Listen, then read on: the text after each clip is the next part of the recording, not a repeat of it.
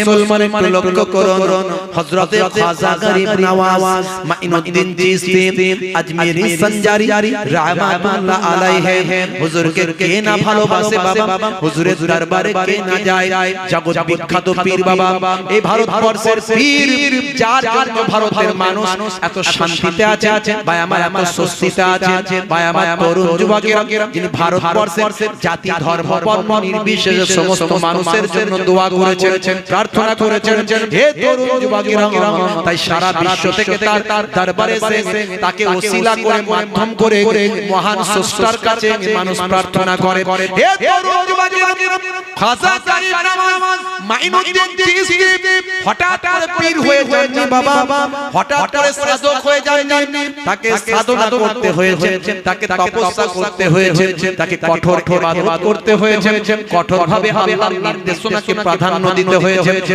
কঠোরভাবে রাসূলের আদর্শ রাসূলের সুন্নতকে মান্যতা দিতে হয়েছে তারপরে তিনি ইবাদত করতে করতে করতে করতে এক সময় হিন্দুস্তানের শাহিনশাহ বাদশা সুলতানুল হিন্দ হযরতে খাজা গরিব নওয়াজ মাইনুদ্দিন চিশতি হয়েছে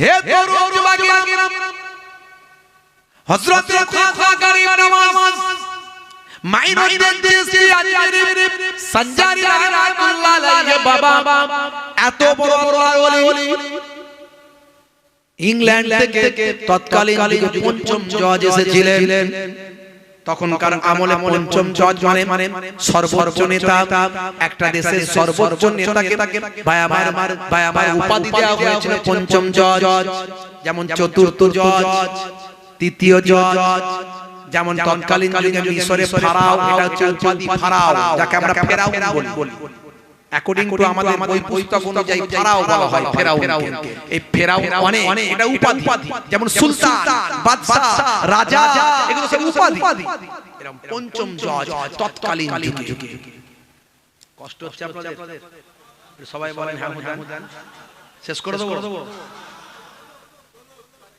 কারা কারা চান না হাত তুলে দেখান দেখি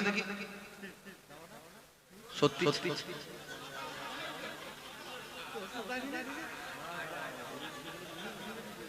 বলে হুজুর হুদিস ব্রেক নাই ঝুঁকে উঠে যাচ্ছে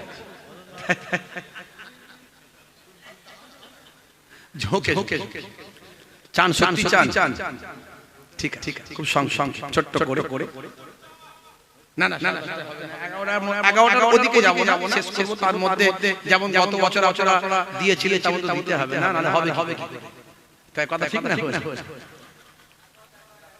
টোটাল 11টা টাইম তার আগে এটুকু বলে শেষ করব আমি কি বলতে চাইছি শুনুন আমার রাসূল বলেছেন বিশ্ব নবী বলেছেন বেশি বক্তব্য শুনতে হবে না সারা রাত জেগে ওয়াজ শুনে আর একবার ঘুরে দিতে ও শোনার থেকে না শোনা খালি 19 এদিকে second first gear second gear third gear fourth gear শেষে ব্যাক গিয়ার উপকার হুজুরে জুরে পা করি তো ও শোনার থেকে না শোনা ভালো 1450 বছর আগে বিশ্বনবী বলেছেন শুনবে 1 ঘন্টা কতক্ষণ 1 ঘন্টা তাদারিসুল ইলমের দার্স নাও জ্ঞান নিয়ে গবেষণা করো জ্ঞান নিয়ে আলোচনা করো ইলমের দার্স নাও ফিল লাইল রাতের বেলা সাআতান 1 ঘন্টা নবী বলেছেন 1 ঘন্টা যদি বক্তা বলার মতো বলে মানে এখন যাকে তোমরা টিচার করে নিয়ে এসেছো এখন আমি আপনাদের বয়সে ছোট টিচার বানিয়ে দিয়েছেন আপনারা আমার স্টুডেন্ট রাগ করবেন না আমি স্টুডেন্ট তো ভাইরা আমার তো 1 ঘন্টা যদি নিয়ে আসো শোনার মতো শোনো যে বক্তা তার বক্তব্য বলার মতো বলে আর তুমি যদি মনোযোগ দিয়ে শোনো ওই 1 ঘন্টা যদি শোনার মতো শোনা হয় আমি বিশ্ব নবী আখিরি জামানার পয়গম্বর জনাব মুহাম্মদুর রাসূলুল্লাহ সাল্লাল্লাহু আলাইহি ওয়াসাল্লাম আমি বলছি খায়রুম মিন আহিয়াইহা অর্থাৎ তোমার সারা জীবনের যত নফল ইবাদত ভালো করেছো তার থেকে এটা ভালো জোরে হবে না তাহলে শুনলে বেশি শোনার দরকার নাই সারা রাত সাপ মেরে আর সকালে দেখছে দড়ি সারা রাত শাম মারছে, চাঁদের আলো হালকা হালকা দেখতে পাচ্ছে, ভাবছে সাপ, খুব জোর লাঠি মারছে চাচা, যত মাছ তত লাফাচ্ছে। ভোর হয়ে গিয়ে দেখে সর্বনা এ তো সাপ নয়, দড়ি মারছিল। এ পিঠে লাভ, এভাবে অজসনে লাভ। বুঝতে পারছেন ভাইরা আমার, তরুণ যুবকেরা আমার, আমার বক্তব্যের মূল জিনিসটাকে আপনি নিয়ে নিন। আমি কি বলতে চাইছি, আমি কি বলতে চাইছি, এটাকে নিয়ে নিন, তাহলে দেখবেন কাজ হয়ে যাবে। তবে যেন আমিও সেটা মেনে চলতে পারি, এই দোয়া আপনারাও করবেন। হে তরুণ যুবকেরা, হে আমার বন্ধুরা, শুনে রেখে দিন বাবা, জেনে রেখে দেন, যারা আল্লাহর প্রকৃত ওলি বান্দা হন, মাহবুব বান্দা হন, কেন খাজা গরিব নওয়াজের দরবারে মানুষ যায়? কারণ আল্লাহর ওলিরা মরে মরে মরে জিন্দা, কেমন ভাবে জীবিত তা তোমরা জানো না। আমার আল্লাহ কোরআন মাজিদে জানিয়ে দেন, যারা প্রকৃত আমি আল্লাহ আমার নির্দেশনা মান্য করে, আমার রাসূলের ফলো করে, আতিউল্লাহ ওয়া আতিউর রাসূল ওয়া উলিল আমরি মিনকুম, যারা প্রকৃত আল্লাহর ইবাদত করে, রাসূলের নির্দেশনা ফলো করে, যারা প্রকৃত ভাই আমার পথ নির্দেশক যারা তাদের অনুসরণ করে, তাদের জন্য আমি আল্লাহ বলি, আলা ইন্না আউলিয়া আল্লাহি লা খাউফুন আলাইহিম ওয়া লা হুম ইয়াহজানুন, যারা আমার বন্ধু হয়ে যাবে, এই সমস্ত মানুষগুলো আমার বন্ধু হয়ে যাবে। আর আমার যারা বন্ধু হয়ে যাবে, আমি মহান শ্রেষ্ঠ তাদের জন্য ঘোষণা করি, লা খাউফুন আলাইহিম, তাদের কোনো খৌফ নাই, ডর নাই, তারা ভয় পায় না, তাদের ভয় নাই, ওয়া লা হুম ইয়াহজানুন, আমি আল্লাহ বলি তাদের কোনো চিন্তা নাই। আপনি যদি আল্লাহর মাহবুব বান্দা হয়ে যান, পৃথিবীর কোন শক্তিকে আপনি ভয় পাবেন না। আপনি আপনার পথে হাঁটতে থাকবেন, হাতি যেমন চলে যায়, কে কি করছে দেখার দরকার নাই, তার বিশাল শরীর নিয়ে সে হাঁটতে থাকে। ভাই আমার, অনেকে তাকায়, অনেকে দেখে, অনেকে অনেক কিছু বলে, হাতির দেখার সময় নাই, অনেকে অনেক ভয় পায়, কিন্তু হাতি সেদিকে তাকায় না, সে তার নিজের রাস্তা দিয়ে চলে যায়। হে তরুণ যুবকেরা, যারা আল্লাহর প্রকৃত মাহবুব বান্দা হয়, আল্লাহর প্রকৃত নেক বান্দা হয়, আল্লাহর প্রকৃত আমার শেষ আমার শ্রেষ্ঠ বান্দা যারা হয়, আমার আল্লাহ বলছেন তাদের কোনো ভয় নাই।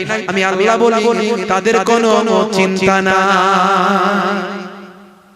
আল্লাহর ওলি বান্দারা মরে মরতে নয়, মরে জিন্দা।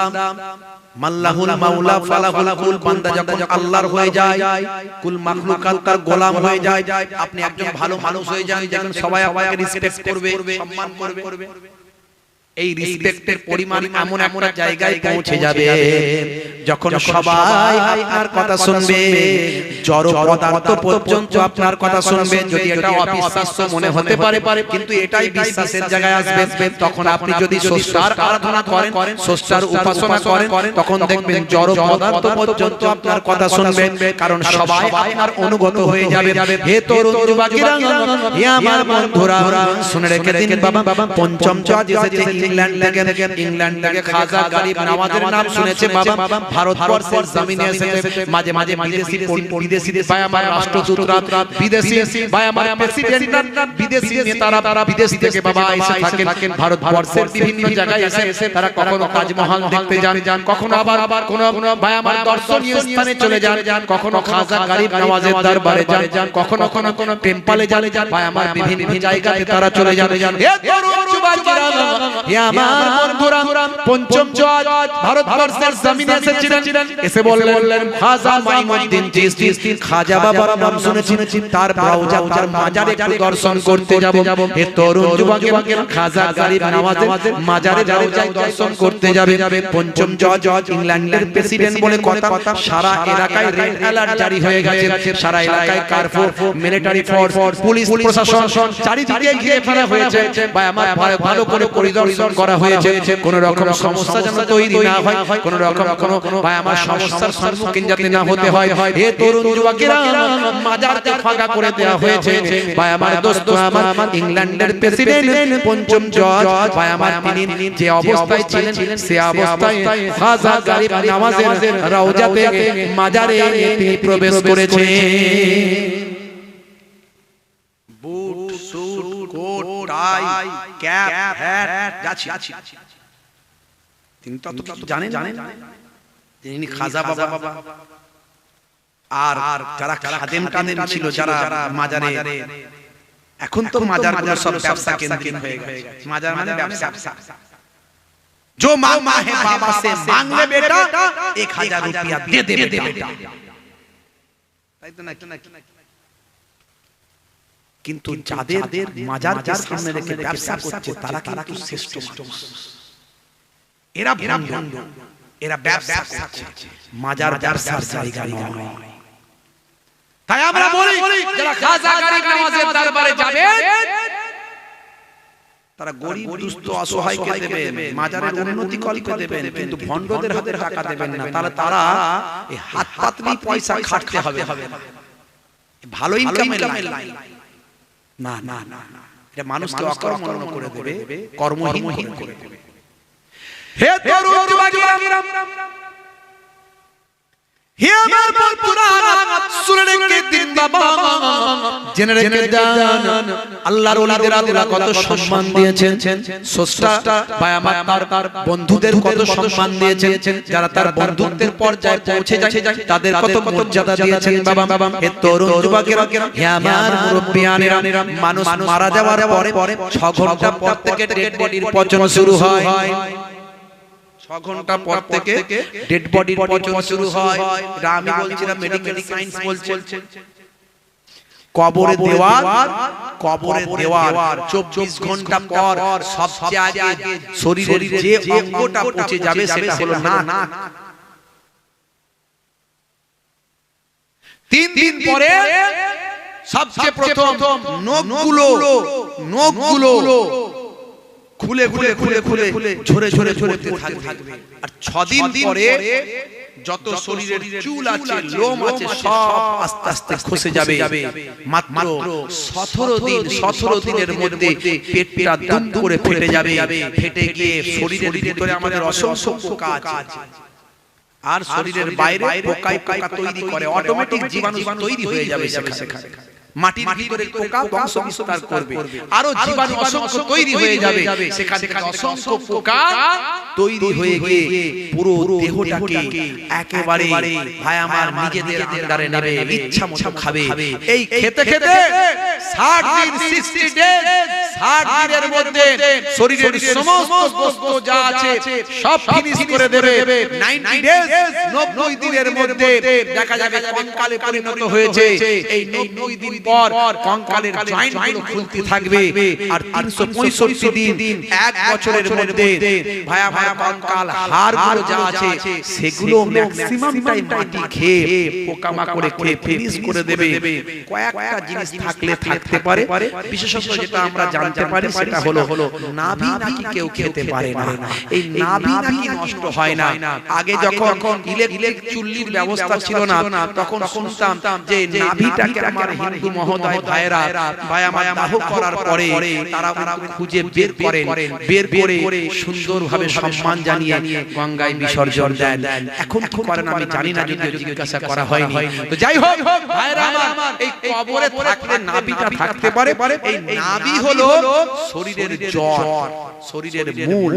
মনে রাখবেন, এক হাদিসের মধ্যে এসেছে কিয়ামতের দিন যেদিন মহাপ্রলয় ঘটবে, যেদিন আবার বিচারের ব্যবস্থা করা হবে, এই পরীক্ষার ফল যেদিন প্রকাশ করা হবে, যেদিন রেজাল্ট দেওয়া হবে, সেদিন কিন্তু প্রত্যেকটা মানুষকে আবার এই নাভি থেকে আবার জীবিত করা হবে। অর্থাৎ আমার শরীরটা ধুলোয় মিশে গেছে, সেই ধুলো থেকে আমার শরীরটা একত্রিত হয়ে নাভির সঙ্গে মিলিত হয়ে আবার দাঁড়িয়ে যাবে। তো কবরের অবস্থা হলো এটা।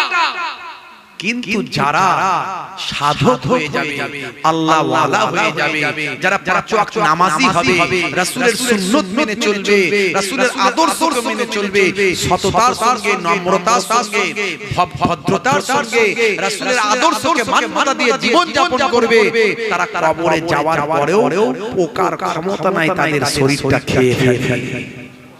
যদি বলে প্রমাণ, অসংখ্য প্রমাণ আছে। বহুদিন পর কবর থেকে তোলা হয়েছে, কবরে পেট ফেটে যাওয়া দূরের কথা, দুর্গন্ধ বের হওয়া তো দূরের কথা, শরীরটা তরতাজা আছে, কাফনের কাপড়টাও ময়লা হয়।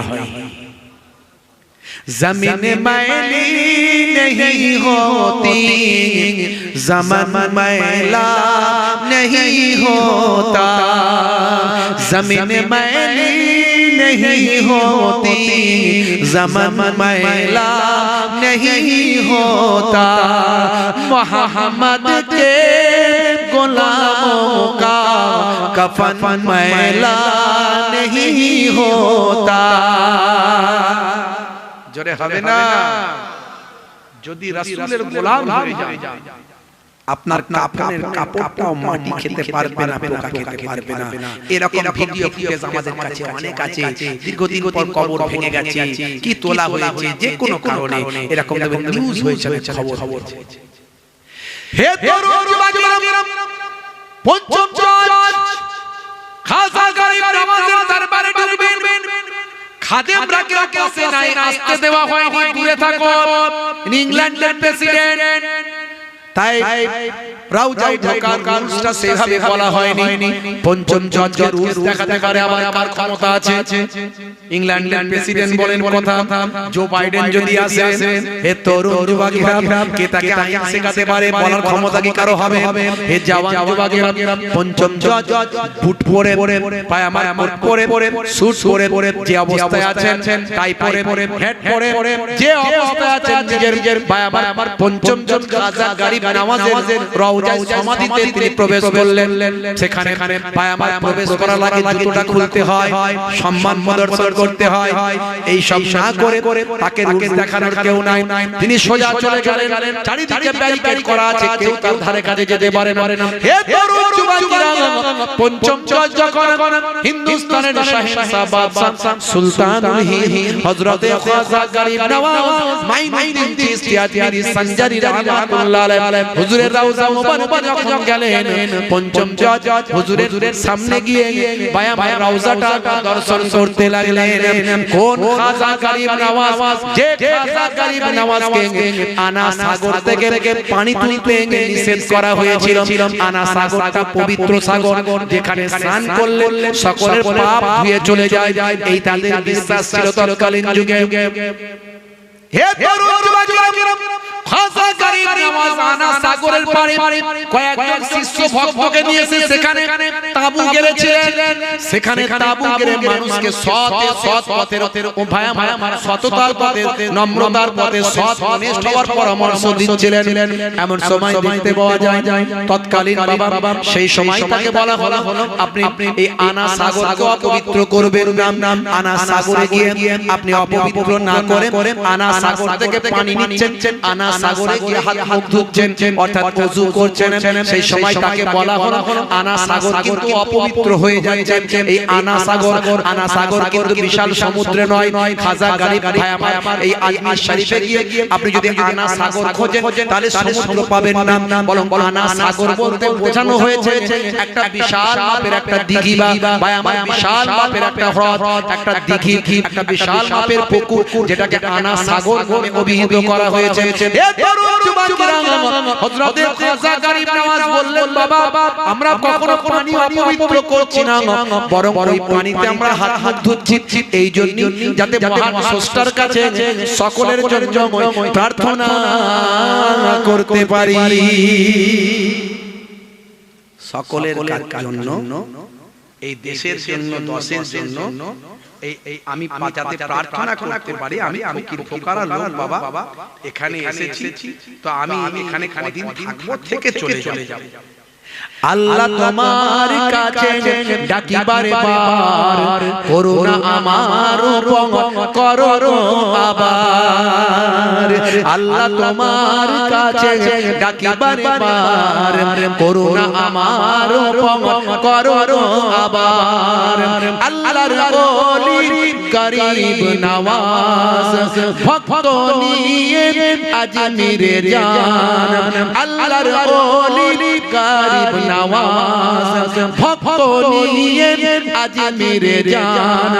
আনা সাগরের পারে গিয়ে হুজুর সেখানে তাবু খাট টান জনতা বলে কি তোমার নাম জনতা বলে কি তোমার নাম রাসূলের উম্মত খোদার গোলাম জোরে হবে না জোরে হবে না মুরিদকে বলল আনা সাগরে তো আমাকে নামতে বারণ করেছে আমাদের তো কি করবে হে কুতুবউদ্দিন হুজুরের একজন সাগীর ছাত্র মুরিদের নাম কুতুবউদ্দিন পরবর্তীকালে কুতুবউদ্দিন শুধু কুতুবউদ্দিন ছিলেন না এমন শিষ্য হয়েছিলেন যাকে সারা পৃথিবীর মানুষ চেনে কুতুবউদ্দিন বখতিয়ার কাকি রাহমাতুল্লাহ আলাইহি সেই কুতুবউদ্দিন বখতিয়ার কাকি রাহমাতুল্লাহ আলাইহি এই কুতুবউদ্দিন বাবা আমাদের তো পানি নিতে নিষেধ করা হয়েছে তো বলা হয়েছে হাত পা ডোবানো যাবে না শরীর ডোবানো যাবে না যদি প্রয়োজন হয় কোন একটা পাত্রে যেটুকু পানি দরকার সেটুকু নাও কয়েকদিন থাকো আর চলে যাও তো বাবা কুতুবউদ্দিন যাও একটু পানি সেখান থেকে তুলে নাও যাও বাবা আমি পাঠাচ্ছি একটু গিয়ে পানিটা তুলে নাও আমাদের অনেক প্রয়োজন আছে আমরা বারবার নামতে পারবো না একবার যাও পানিটা তুলে নাও কুতুবউদ্দিন বখতিয়ার কাকি রাহমাতুল্লাহ আলাইহি পানি পানিতে গেছে আল্লাহ তোমার কাছে ডাকি বারবার ক্ষমতা তুমি প্রভু দাও না আবার আল্লাহ তোমার কাছে ডাকি বারবার ক্ষমতা তুমি প্রভু দাও না আবার রাজার কথাতে দুঃখ পেলেন খাজা বাবা মুরিদে বলেন রাজার কথাতে দুঃখ পেলেন খাজা বাবা মুরিদে বলেন যাও বাবা কুতুব দরিয়ার ধারে এক লোটা পানি আনো গো তুলে এক লোটা পানিতে দরিয়াটা এক লোটা পানিতে দরিয়াটা শুকিয়ে হলো পুরো ফাঁকা জোরে হবে না জোরে হবে না এটা হলো সাধনার ফল এটাকে অস্বীকার করার জায়গা নাই তো সেই খাজা গরিব নওয়াজের দরবারে গেছে কে জজ হে তরুণ যুবকেরা পঞ্চম জজকে কেউ কিছু বলার ক্ষমতা নাই পঞ্চম জজ হুজুরের রওজা গিয়ে দর্শন করছে খাজা মাইনুদ্দিন চিশতি আজমিরি সঞ্জারি রাহমাতুল্লাহ আলাইহি রওজা গিয়ে দর্শন করছে কেউ বলার নির্দেশ নাই কেউ বলতে পারে না হে পঞ্চম জজ জুতোটা বাইরে খুলে আসো এমন সময় পঞ্চম জজ নিজের কানে শুনতে পাচ্ছেন অদৃশ্য থেকে একটা আওয়াজ আসছে অদৃশ্য থেকে একটা গায়েবী আওয়াজ আসছে বাবা পঞ্চম জজ হে বাবা পঞ্চম জজ হে ইংল্যান্ডের পার্লামেন্টের প্রেসিডেন্ট তোমাকে মহান স্রষ্টা পৃথিবীতে ক্ষমতা দিয়েছেন তোমাকে মহান প্রভু পৃথিবীতে সম্মান দিয়েছেন কিন্তু মনে রাখবে বাবা পঞ্চম জজ আমি মাইনুদ্দিনকে আমি খাজা মাইনুদ্দিনকে আমার আল্লাহ দ্বীন এবং দুনিয়া এবং আখিরাতে সম্মান দান করেছেন হে বাবা পঞ্চম জজ আমার দরবারে যখন আসবেন আমার সমাধিতে যখন আসবেন তুমি তোমার জুতোটা খুলে আসবে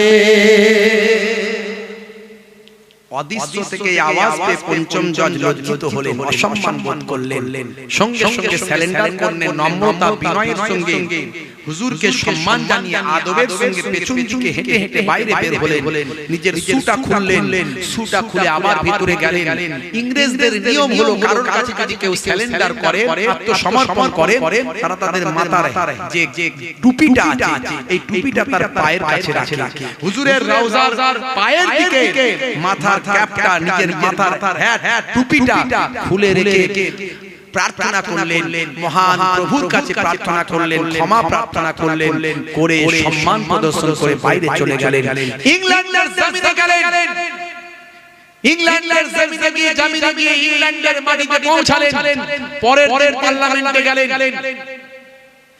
হে তরুণ যুবকেরা পরের দিন পঞ্চম জজ পার্লামেন্টে গেলেন পার্লামেন্টের সদস্য বন্ধুরা জিজ্ঞাসা করলেন, হে আমাদের প্রেসিডেন্ট, আজকে কোনো আলোচনা নয়, আজকে আপনি একটু ভ্রমণ কাহিনী আমাদের শোনান। কেমন ভ্রমণ করলেন, সারা পৃথিবীর বিভিন্ন জায়গাতে আপনি গেলেন, আপনার অভিজ্ঞতা একটু আমাদের কাছে শেয়ার করুন। সেই সময় পঞ্চম জজ বলেছিলেন, শুনে রেখে দাও, জেনে রেখে দাও বাবা, হে আমার পার্লামেন্টের সদস্য বন্ধুরা, আমি সারা পৃথিবী ভ্রমণ করলাম, সারা পৃথিবী ভ্রমণ করে দেখলাম জীবিত মানুষ রাজত্ব করছে, প্রত্যেক জায়গায় জীবিত মানুষ রাজত্ব করছে, এক্সেপ্ট আজমির। হিন্দুস্তানের আজমির বলে একটা জায়গায় গেলাম, সেখানে আমি গিয়ে দেখলাম মৃত মানুষ রাজত্ব করছেন। তিনি আর অন্য কেউ নন, তিনি হলেন হযরতে খাজা মাইনুদ্দিন চিশতি। জোরে হবে না বন্ধুরা আমার? সেই আল্লাহর মাহবুব বান্দা যারা হয়েছে তারা কিন্তু সাধনা করে হয়েছে, স্রষ্টার নির্দেশনাকে মান্যতা দিয়ে হয়েছে, তারা কিন্তু অনেস্টি ভাই আমার সততার সঙ্গে জীবন যাপন করেছে। সেই পথ আমাদের বেছে নিতে হবে, আমাদেরকে মানুষের মতো মানুষ হবে, যে মানুষটা মারা যাওয়ার পরে আমি চলে যাব, সবাই আমাকে লক্ষ্য করে কাঁদবে, অশ্রু বিসর্জন করবে, আহগো বড় বড় মানুষ ছিল, এরকম মানুষ হয়নি আর হবে না। এই বাক্যটা যেন আপনি শুনতে পান, তবে আপনার পৃথিবীতে বাঁচা সার্থক, আপনি মানুষ হিসাবে জন্মগ্রহণ করা সার্থক। কারণ মানুষ হলো সমস্ত জীবকুলের থেকে শ্রেষ্ঠ, সমস্ত জীবকুলের থেকে শ্রেষ্ঠ। এইজন্য আরবিতে বলা হয় আশরাফুল মাখলুকাত, সৃষ্টি জীবের মধ্যে শ্রেষ্ঠ হলো মানুষ। আমার আল্লাহ তাই কোরআনে বলেছেন, লাকাদ খালাকনাল ইনসানা ফি আহসানি তাকবীম, আমি মানুষকে সর্বাপেক্ষা সুন্দর করে সৃষ্টি করেছি আর শ্রেষ্ঠত্ব দান করেছেন মহান আল্লাহ। সেই মানুষ যেন মান এবং হুঁশ নিয়ে চলতে পারি, এটা আমাদের মাথায় নিয়ে চলতে হবে। আমাদের মান ঠিক রাখতে হবে, হুঁশও ঠিক রাখতে হবে, এইভাবে যদি জীবন যাপন করতে পারি আমরা সেরা মানুষে পরিণত হব।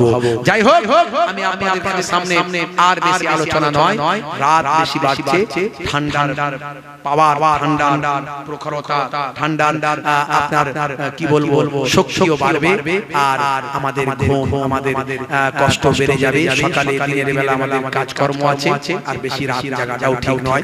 তো যাই হোক, ভাইরা আগামী বছরের জন্য একটু কি বলেছেন জানো, একটু ঈদগাহের জন্য, ঈদগাহ, এই ঈদগাহ কি করতে হবে?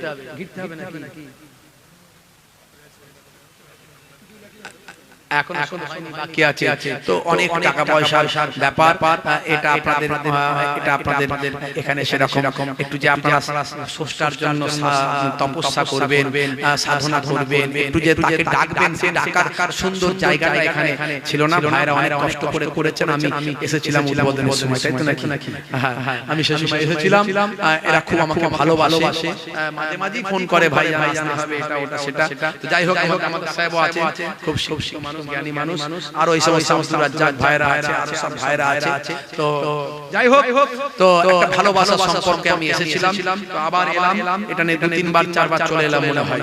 তো ভাইরা আমার, আপনারা নিশ্চয়ই দিয়েছে, আরো বেশি আপনাদেরকে তো দিতে হবে। কে দেবে? আপনার এটা ঘর, আপনার সম্পত্তি, আপনার জায়গা, আপনার জেনারেশন এখানে ভাই আমার সততার সঙ্গে জীবন যাপন করার জন্য নীতি নৈতিকতা শিক্ষা লাভ করবে। আপনার কিন্তু দিতে হবে, আপনার ফিউচারকে ভেবে, আপনার সন্তানের ফিউচারকে ভেবে ভাই আমার সৎ মানুষ বানানোর জন্য আপনি মারা যাওয়ার পরে যদি আপনার সন্তানটা আপনার কবরের ধারে না যায়, তাহলে সেই সন্তান আপনি পৃথিবীতে রেখে কি লাভ? যে আপনার জন্য মহান স্রষ্টার কাছে প্রার্থনা করবে না, যে আমার পিতা না খেয়ে না দিয়ে অনাহারে অর্ধাহারে জীবন যাপন করে, নিজে ছেঁড়া পোশাক পরে আমি সন্তানকে বুঝতে দেয়নি যে তার কত কষ্ট, তার কত অনাহারে দিন কাটাচ্ছে, কষ্ট করে জীবন যাপন করছে, মা বুঝতে দেয়নি। সন্তানকে ভালো পোশাক, ভালো খাবারটা সব সময় দেওয়ার চেষ্টা করেছে, অথচ সেই সন্তান বড় হয়ে গেলে, বিয়ে হয়ে গেলে সে আজ পিতাকে ভুলে যায়, মাকে ভুলে যায়, বাপকে ভুলে যায়। রাসূল বলেছেন, শোনো, যদি তুমি সত্যি সত্যি রাসূলকে ভালোবাসো, হে দুনিয়ার মানুষ, যদি আমাকে সত্যি ভালোবাসো আমি রাসূলকে, তাহলে শোনো আমি রাসূল বলছি ইযহাব ফাআকরিমহা ফাইন্নাল জান্নাতা তাহতা রিজলাইহা। যাও তোমার মায়ের সম্মান করো, তোমার মায়ের খিদমত করো, তোমার মায়ের সেবা করো, কারণ আমি রাসূল বলছি তোমার মায়ের তলায়, তোমার মায়ের পায়ের তলায় তোমার জান্নাত। জান্নাত কোথায়? মায়ের পায়ে। মায়ের সেবা করলে তো জান্নাত পাবে। মায়ের সেবা করনি। আর এখন উচ্ছৃঙ্খল জীবন যাপন হয়ে গেছে, মোবাইলের যুদ্ধ, এই পরক্রিয়া, ত্রিকোণ প্রেম, বিভিন্ন রকম অশ্লীলতা, এই মোবাইলে দেখতে দেখতে মানুষ এতটাই তাদের কালচার, তাদের চিন্তা ভাবনা এতটাই বদলে গেছে যে পশুর থেকেও নিকৃষ্ট। পশুর থেকেও নিকৃষ্ট। তাই স্বামী স্ত্রীর মধ্যে দেখবেন ম্যাক্সিমাম ঘরেতে শান্তি নাই, শান্তি নাই।